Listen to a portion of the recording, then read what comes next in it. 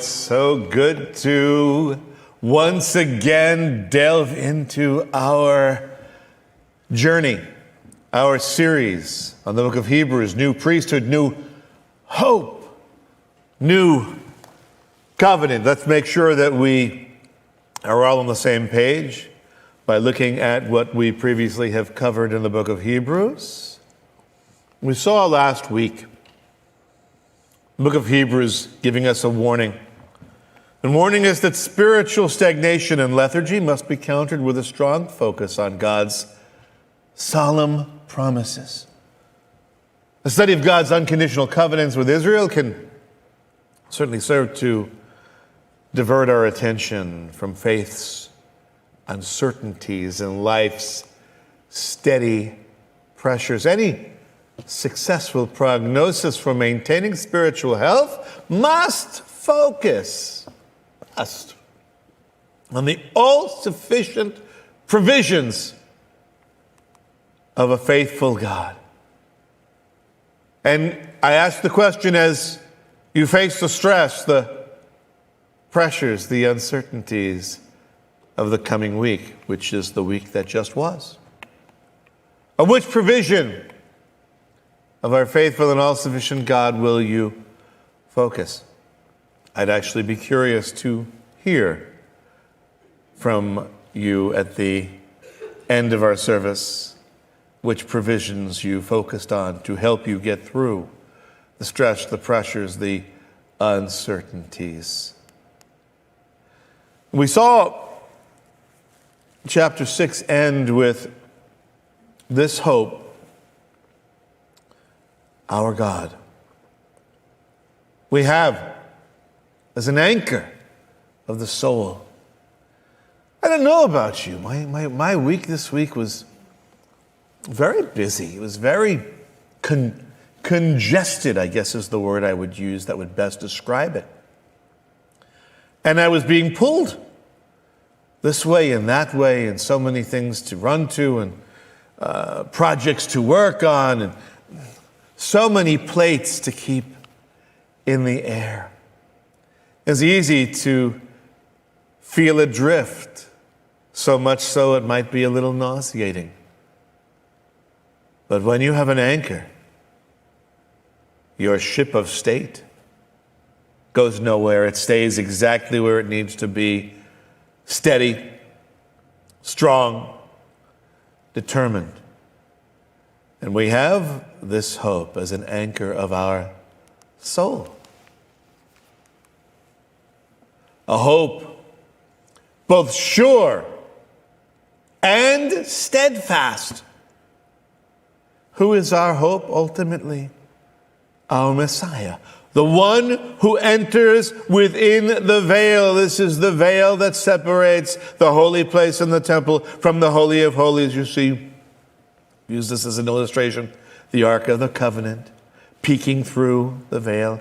Our Messiah has entered into the most holy place, the presence of our Father,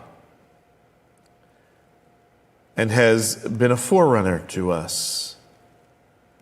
He has blazed a trail for us.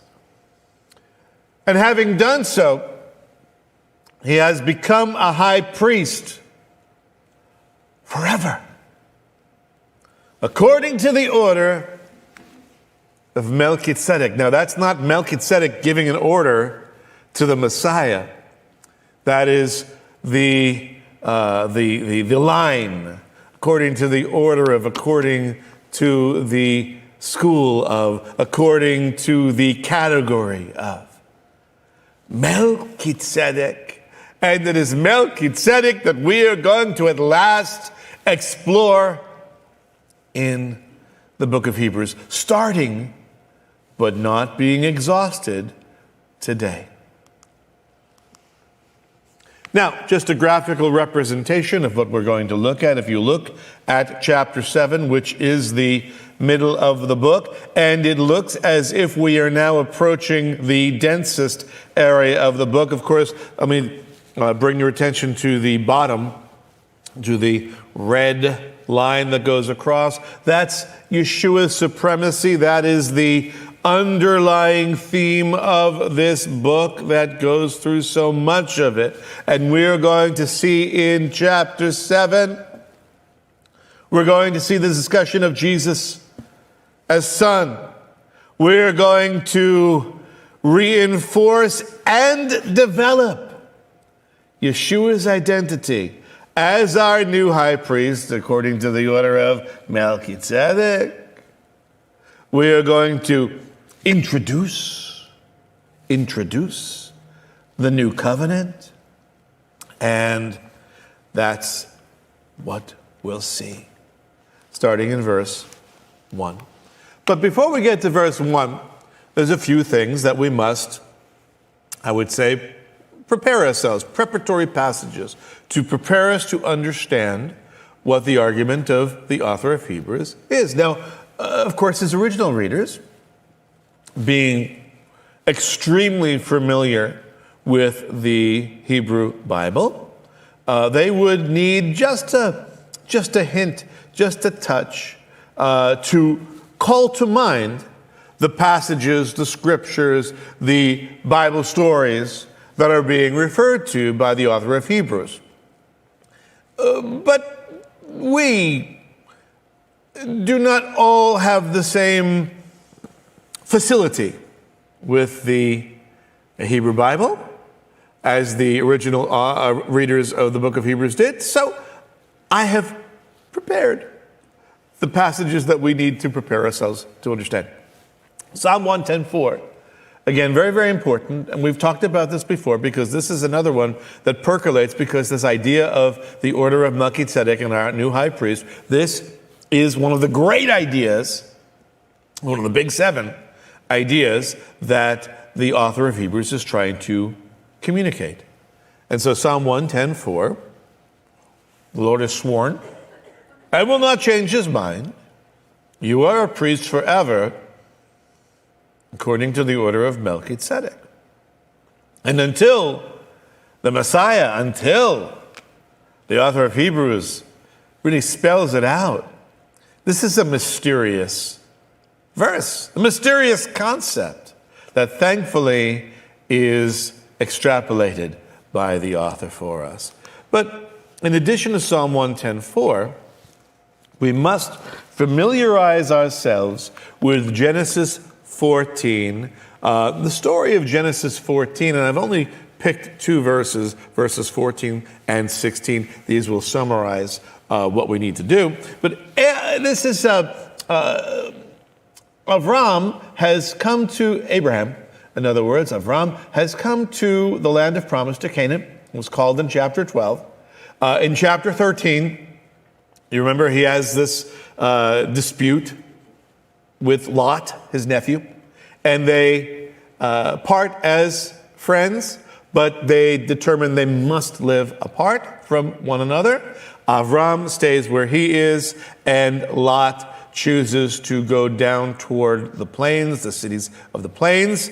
And it is here in the next chapter that we see the cities of the plains have gotten into a war with several other kings. There's 5 kings against 4 kings. It's a big war, and we pick up the narrative here. When Avram heard that his relative, that's Lot, had been taken captive, he said, whoopee, I never liked that nephew anyway. No.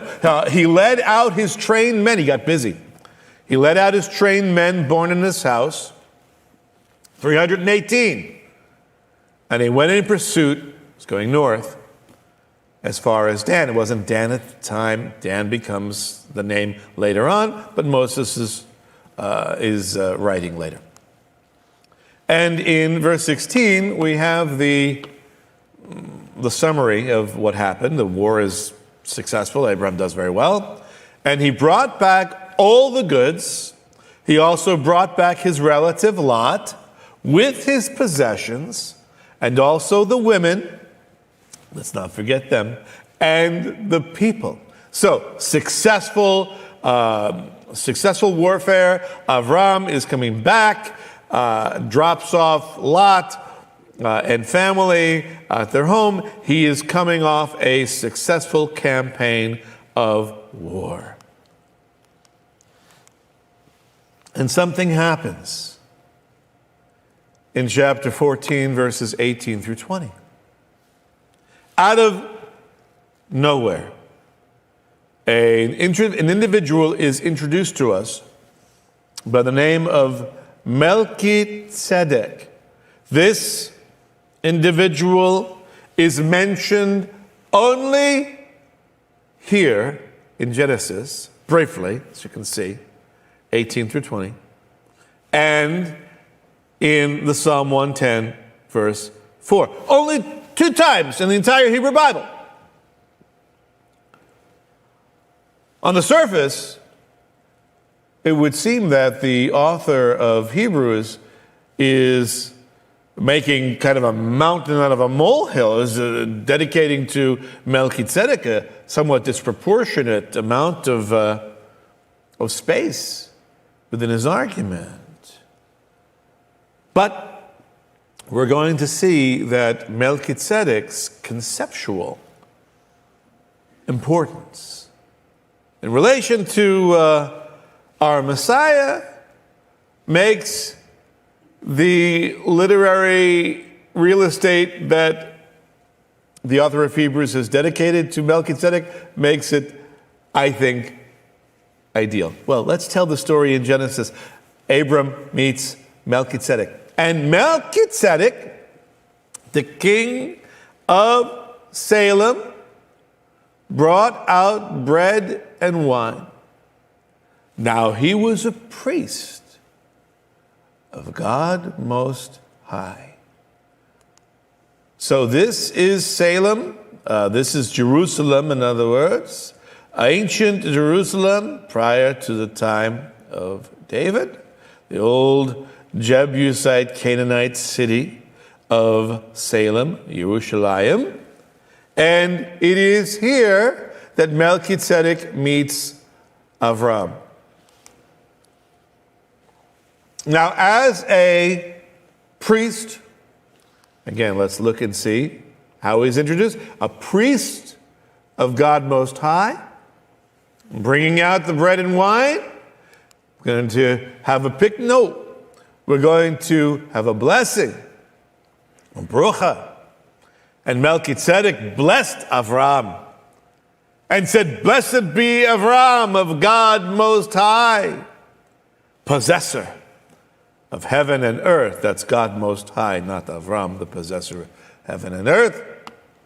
"And blessed be God Most High, who has delivered your enemies into your hand." And he, Avram, gave him, Melchizedek, a tenth of all. All what?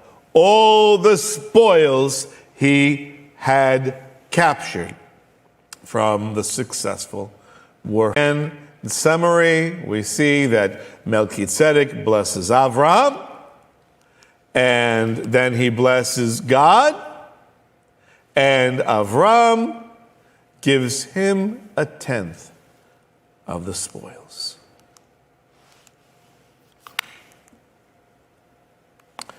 Now we are prepared for the text. For this Melchizedek, king of Salem, priest of the Most High God, who met Abraham as he was returning from the slaughter of the kings and blessed him. Familiar, yes? Right? Good. Okay. And blessed him. To whom also Abraham apportioned a tenth part, tithe, of all the spoils, was first of all, by the translation of his name, Melchizedek, king of righteousness. Melchi, king, Tzedek, righteous, king of righteous, or righteous king, king of righteousness. And then also king of Salem, that's Jerusalem, which is king of peace, king of Shalom, Yerushalayim. Okay. Now here it gets a little strange. Without father, without mother, without genealogy, having neither beginning of days nor end of life, but made like the Son of God. he remains a priest perpetually. What is being revealed here? Let's not be too hasty to go and get fanciful. This is a very Jewish idea. You see Melchizedek is dropped into the narrative. No background information at all. Moses couldn't spare a moment, another line, to give him some proper background. And so he's dropped into the text. No explanation. Melchizedek, son of so-and-so. No father, no mother, no genealogy mentioned whatsoever. He says, we don't know how he's born. And we don't know how his life ended. He's dropped into the text and we never see him again. And this is where the argument goes. But conceptually, he's like the Son of God.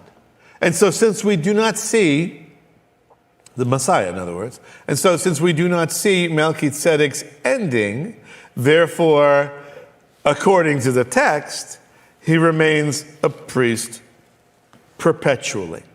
So let's summarize. What do we see here? Melchizedek appears only one time in the biblical narrative, but once, and mentioned again in Psalm 110. He is the king of Jerusalem. He has a compound name, Melchizedek, righteous king. He is the priest of God Most High. And his priesthood was recognized by Abraham. How do I know it was recognized by Abraham? Because he gave him a tenth of the spoils. He tithed to him. And finally, according to the author of Hebrews, he is a prophetic type, a prophetic picture of the Son of God. Not the Son of God, but a prophetic type, a prophetic picture of the Son of God. Now, we also have somebody with a compound name just like this. Shows up in Joshua as soon as the Israelites start taking and conquering. Like, for example, they conquer Jericho and they conquer Ai, is what they said. In Joshua 10, we meet another guy. It came about when Adonai Tzedek, king of Jerusalem, heard that Joshua had captured Ai and utterly destroyed it, just as did Jericho and his king, and did to Ai and his king, and that the inhabitants of Gibeon had made peace with Israel and were within their land. He feared greatly. So we got two guys, one in Torah and one in Joshua following it, with the appendix Tzedek to it. So what are we to make of this name? It's a compound name like Melchizedek's name. And this one means righteous Lord as opposed to the righteous king. It could be that in those days, in that area, the term Tzedek was a name, was a royal title. It might not have actually been his name. It might have been his title. Okay, righteous Lord, righteous King. We don't know. Okay, but again, we have this similar idea, maybe dynastic name or title. So that's Joshua. But the rabbis, not content to just let things sit with Melchizedek, they have some ideas, some imaginative ideas regarding the character of Melchizedek. According to the rabbis, Melchizedek is another name for Noah's son, Shem. Remember Shem, right? Ham, Shem, Japheth. And Melchizedek is actually none other than Noah's son Shem, who is remarkably spry for a man of his age after all this time post-flood. He's doing pretty well for himself if that's the case. But let me show you what happens. Rabbi Zechariah said in the name of Rabbi Yishmael. Now, the reason I'm sharing this with you is not to show you the Jewish imagination, which is always interesting of itself, but to show you that I think what we have here, what we've got going on here in Jewish thought, Talmud is developed centuries after the time of Jesus, after the time of the temple. It's formalized by the 6th century. So this is in development post Second Temple, post Messiah, post the author of Hebrews. And I think what we're going to see here is a reaction, but I don't want to give it away. Let me show you what. Rabbi Zechariah said in the name of Rabbi Yishmael, the Holy One, blessed be He, wanted the priesthood to emerge from Shem, so that, in other words, not from Levi. The original idea was that the priesthood would emerge from Shem, so that his children would be priests, as it is stated in the quotes, Genesis 14:18, Melchizedek, king of Salem, brought forth bread and wine. He was priest of God, the Most High. Once Melchizedek, traditionally identified by us, the rabbis, as Shem, once he placed the blessing of Abraham before the blessing of the omnipresent, he, God, the omnipresent, had the priesthood emerge from Abraham in particular, and not from any other descendant of Shem. As it is stated, he blessed him and said, blessed be Avram, and blessed be God Most High. Abraham answers him back and said, and does one place the blessing of the servant before the blessing of the master? You should have blessed God first. You lose, sir. Immediately the Holy One, blessed be He, gave the priesthood to Abraham. As it is stated, the Lord says to my Lord, sit at my right hand until I make your enemies your footstool. That's the Psalm 110:1. And afterward is written, get ready. The Lord has sworn and will not repent. You shall be a priest forever because you are king of righteousness. Which is explained homiletically to mean, here's the point, due to the improper words of Melchizedek, the offspring of Abraham shall be priests forever. So it looks to me, in other words, that someone is reacting against another, the author of Hebrews, the believers, who are arguing for Messiah being of the order of Melchizedek, and the rabbis trying to counter that argument say, no, Melchizedek's priesthood was actually transferred back to Abraham because he made a mistake.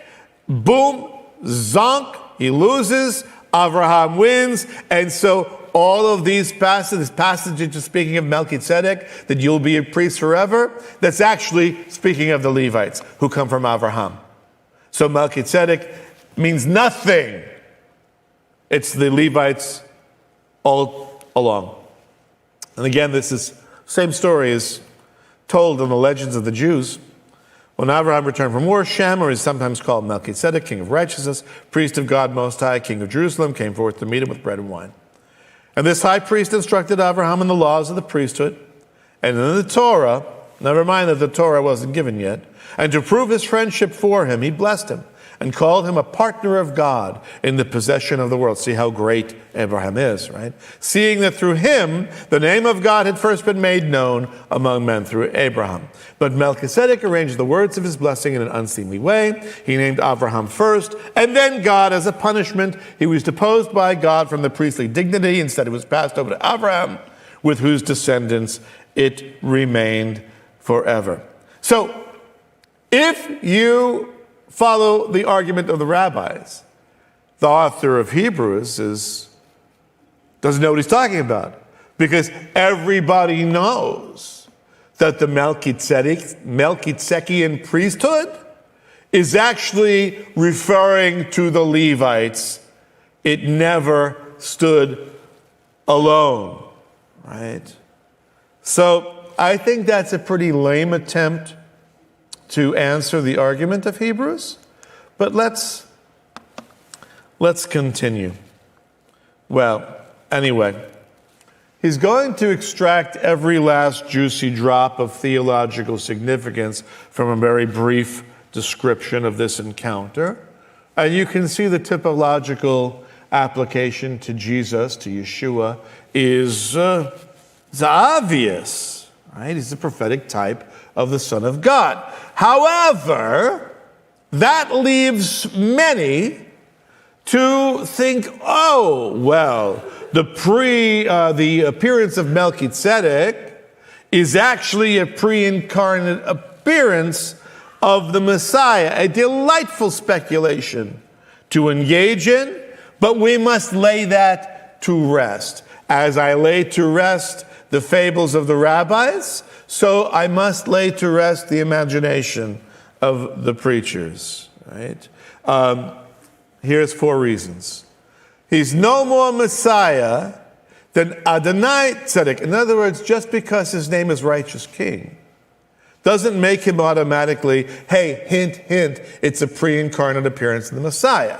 If that's the case, then what's going on with Adonai Tzedek in Joshua 4, right? He's no sooner, right? I have never, in 58 years, heard a sermon that said Adonai Tzedek, the righteous Lord, is a pre-incarnate appearance of the Messiah.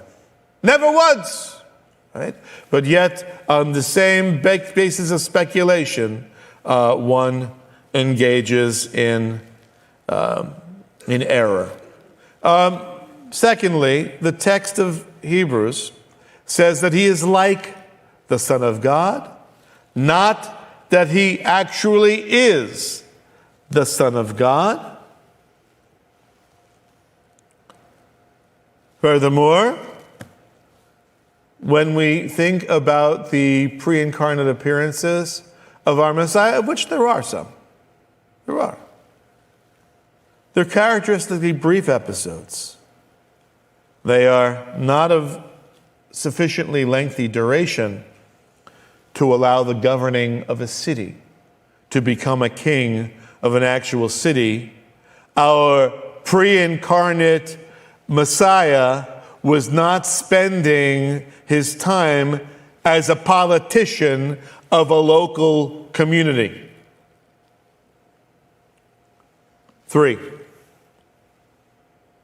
at no time prior to his incarnation did Jesus, Yeshua, possess the attribute of humanity. This is the point of the incarnation. When Yeshua enters the world, when the Son of God, the second person of the Trinity, enters the world as a baby, is named Yeshua, right? That is an unprecedented event. In the Hebrew Bible, when we see the second person of the Trinity appear, it is only briefly, momentarily, and he has not at any point possessed the attributes of humanity. Whatever his appearance may be, we must separate that from the incarnation. And the 4th reason, he is appointed priest of the order of Melchizedek, not of his own order. In other words, if Melchizedek had actually been a pre-incarnate appearance of Jesus, of Yeshua, the Lord would have appointed Messiah as a priest of his own order, which is an appointment of literal nonsense. So, Melchizedek, as lovely as it is to ponder, to imagine, not the Messiah. Different guy. And now the rest of the time will be spent with the argument of the superiority of Melchizedek to Abraham. The rabbis were concerned about establishing the superiority of Abraham to Melchizedek. That was their big concern. Why? Because the Christians, the believers, had made such a big deal about Melchizedek. So you got to push him down and lift Abraham up, right? To protect the hegemony of the Levitical priesthood. But Hebrews is going to argue the superiority of Melchizedek to Abraham. Now observe, consider, take a look. Take a look. How great this man was, Melchizedek, to whom Abraham, the patriarch, gave a tenth of his choicest spoils. As great as Abraham was, Melchizedek got a tenth, the creme de la creme of the spoils. But the Levitical priests are important. Those, indeed, of the sons of Levi who receive the priest's office have commandment in the law, in the Torah, to collect a tenth from the people, that is, from their brethren, although these are descended from Abraham. So it looks like he's going to argue about the greatness of the Levites who receive the priest's offices in making that connection. What is he doing? In fact, his argument rests on Numbers 18:24. The tithe of the sons of Israel, which they offer as an offering to the Lord, I have given to the Levites for an inheritance. So the tithe belongs to the Levites. If that's the case, what is Abraham doing giving a tithe to the priest Melchizedek? But the one whose genealogy is not traced from them, in other words, not traced from the Levites, collected a tenth from Abraham and blessed the one who had the promises. What promises? The Abrahamic covenant, which we went over last time. So that's a conundrum, and the author is going to solve it.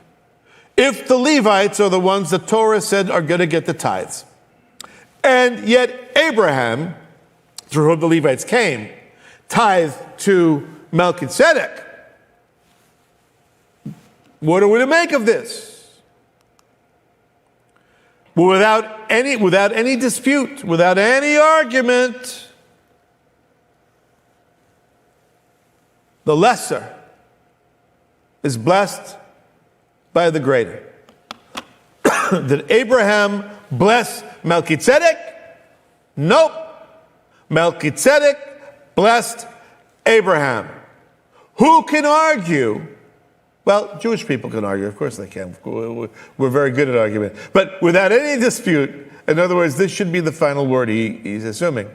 And it's true. We should agree that the greater provides the blessing, gives a blessing to the lesser. So, without any dispute. So, Abraham was blessed by Melchizedek. And here's another verse that we need to know to understand his argument. Numbers 8:24 and 25. This is what applies to the Levites. From 25 years old and upward, they shall enter to perform service in the work of the tent of meeting. In other words, they shall be active, engaged in their service. But at the age of 50 years, they qualify for an AARP card, Association of, a priests, the P, I get the P in the end. At the age of 50 years, they shall retire from service in the work and not work anymore, unless, of course, they die before that, right? So you're always going to have, even though it's a hereditary position, you're always going to have priests that are coming and going. I served for 25 years. 25 years up, I retire at 50 if I don't keel over before that period of time. And of course, I'm replaced by the next generation, et cetera, et cetera. And so you have this ever-turning circle, procession of priests. But in this case, mortal men receive tithes. In other words, Levitical priests, they're mortal. They only serve for a time. And they receive tithes. Good for them. But in that case, one receives them, the case of Melchizedek, of whom it is witnessed that he lives on. This is a very Jewish argument, would have been very, very persuasive to Jewish people in the first century. We look at the argument that the guy is making in the book of Hebrews and say, what a tendentious argument. What kind of a convoluted argument. But you see, I've already shown you how the rabbis argue, and he's arguing very much in a way that the rabbis would understand, based upon data in the text. Never mind that Melchizedek is a real guy in a real place, and of course he has a beginning and an end. But according to the text, according to Torah, it just appears. No beginning, no ending. But in the case, one receives them of whom it is witnessed that he lives on. Where is it witnessed he lives on? The fact that it doesn't mention his ending. Right? There's this a very Jewish argument. The author proposes that since the Bible makes no mention of Melchizedek's death, it's an acceptable point, just for the sake of argument, that he serves eternally. Right? Again, I would look at that argument if somebody tried to make that to me and say, what are you talking about? Right? That's nonsense. But it's not nonsense in the context in which it's argued. It's a very persuasive piece of rhetoric. He lives on. Since his end is not mentioned, he goes on. And so to speak. Now, same line of argument, same reasoning, the same line of thought. He proposes that in a sense, the Levites,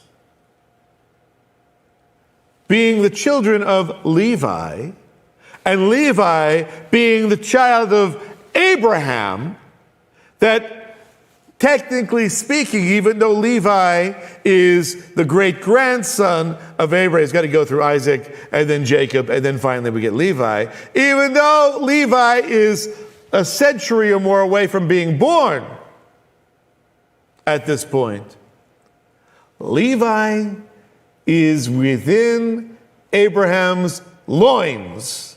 The DNA is there. The substance, the essence is there in his kishkas or somewhere in his physical person, ready to come out. And so to speak, the way through Abraham, even Levi received tithes, we all know.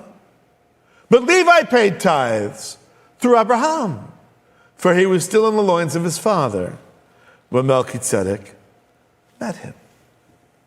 So, what do you make of this argument? You may say, okay, whatever, this sounds very imaginative, it's a very Jewish argument, but nonetheless, it is the argument that Scripture recognizes.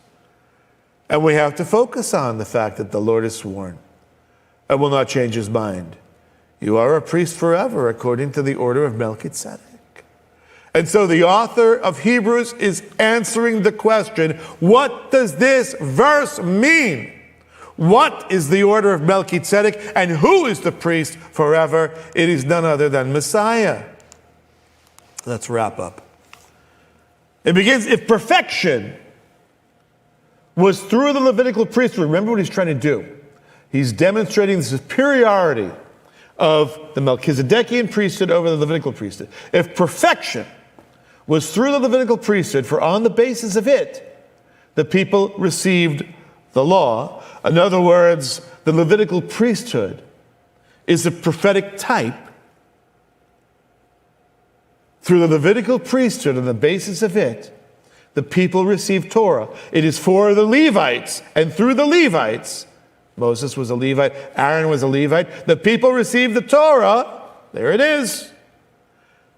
What further need was there for another priest to arise according to the order of Melchizedek and not be designated according to the order of Aaron? In other words, if the Levitical priesthood could bring perfection, if completion, if thoroughness, if everything you needed as a Jew could be provided through the Levitical priesthood, Why was there need for another priest with a different order of Melchizedek to be designated? Why don't we just have the order of Aaron, the order of Levi, all the way through? That raises a very large question, which we're not going to answer today. I'm going to have to keep you in suspense. We will look at it next time. But I want you to understand this. Hebrews views the Levitical priesthood as a prophetic type. A prophetic type that is, in other words, a prophetic picture.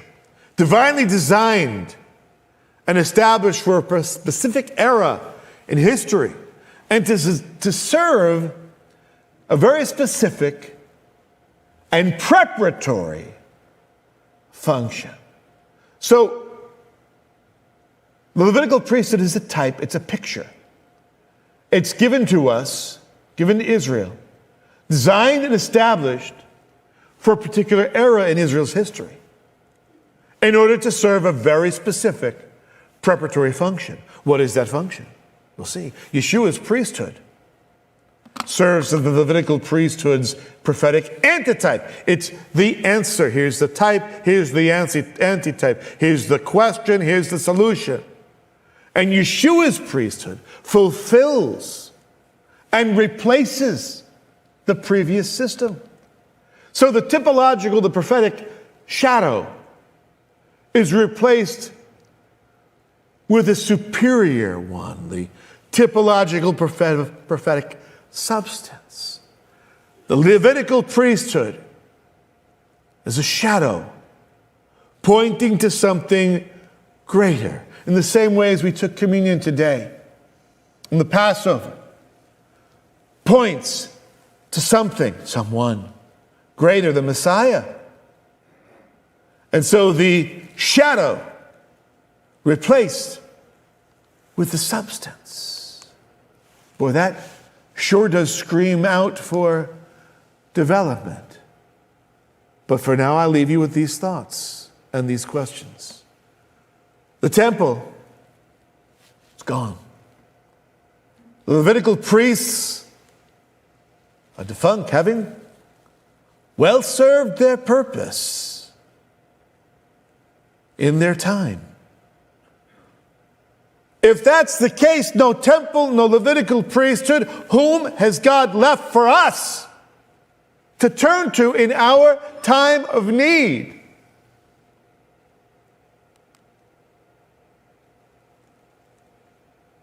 Has God left us an agent of salvation? Who is there to save us today? Whom can I call on in time of trouble? Whom can I rely on in time of stress? Who is there to carry me when I can no longer walk? No Levitical priesthood, no temple. Did God leave us bereft? No. He's given us a greater priesthood, led by a superior high priest. Yeshua, our Messiah, stands in the gap for us,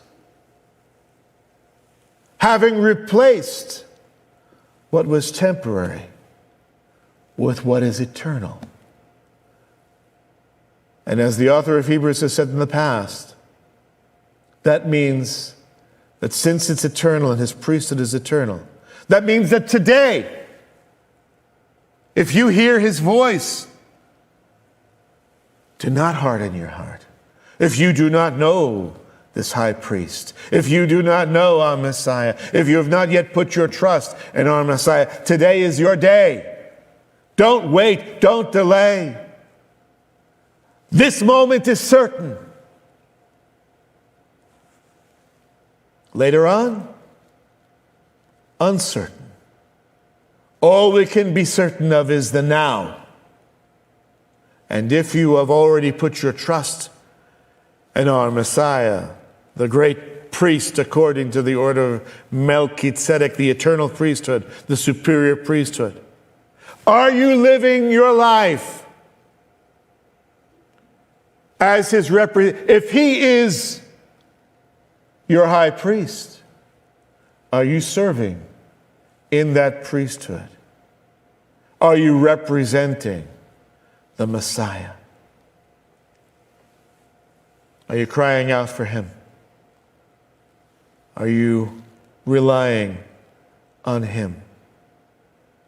Is he leading you day by day, hour by hour, moment by moment in his righteous paths? It's never too late to recover from a stumble. If you have stumbled in following the Messiah, our great high priest, if you have temporarily put your priesthood, your junior priesthood under the high priest, if you've put that on hiatus temporarily, it's time to reactivate, time to re-up, time to rededicate yourself to the one who calls you. And it is our Messiah who calls you now to rededicate yourself and to follow him.